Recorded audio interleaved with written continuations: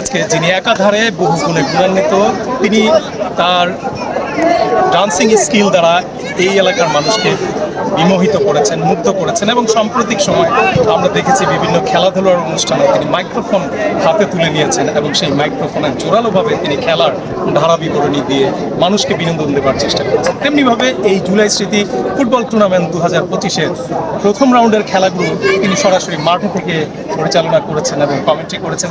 সেই দৃষ্টিকোণ থেকে আমরা জানতে চাইব আজকে ফাইনালে যে দুটি দল খেলছেন সেই দুটি দল সম্পর্কে আমাদের নতুন ধারাভাষ্যকার মিরাজ হোসেনরা কি মনে করছেন।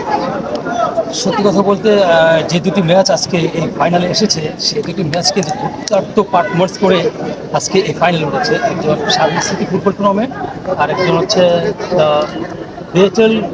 Battle king group. দুটি ম্যাচ খুব সুন্দর খেলে উপস্থাপন করে তারপরে ফাইনাল চলে আসছে। আর সবচেয়ে বড় কথা হচ্ছে আমি উপস্থাপনা তেমন একটা পাই না, সবচেয়ে বড় কথা হচ্ছে আপনার কাছ থেকেই শেখা আমার এই উপস্থাপনা। আর আজকে আপনার কাছে যে আমি দাঁড়াতে পারছি বা আপনি আজকে আমার এই প্রশংসা করলেন, আমি আজকে সত্যি অনেক অনেক আনন্দিত, গর্বিত যে আপনার মুখ দিয়ে আমার প্রশংসা শুনতে পারছি। কারণ কেননা আমি যেটা করতে পেরেছি, যতটুকু উপস্থাপনা ধারাভাষ্যকার সব কিছু আপনার কাছ থেকে শেখা, যার কারণে আমি খুব আনন্দিত।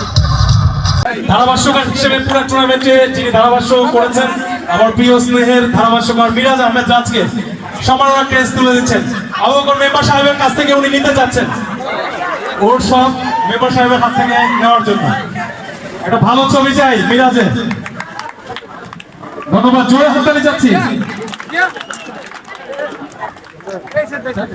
উপস্থিত সম্মানিত দর্শকবৃন্দ, এখন আমাদের আজকের অনুষ্ঠানের সঞ্চালনকারী আমাদের প্রিয় ব্যক্তিত্ব, আমাদের প্রিয় ভাই জনাব হুমায়ুন কবির ভাইকে তার প্রেস তুলে দিচ্ছেন আমাদের আজকের অনুষ্ঠানের সভাপতি জনাব হাজি আবু বকর সিদ্দিক মেম্বার সাহেব।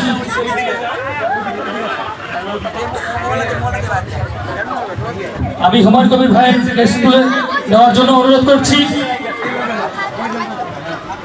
তুলে দিচ্ছেন হুমায়ুন কবির ভাইরাতে প্রেস তুলে দিচ্ছেন আমাদের হাজি আবু বকর সিদ্দিক মেম্বার সাহেব। সবাই জোরে একটি করতালি, জোরে।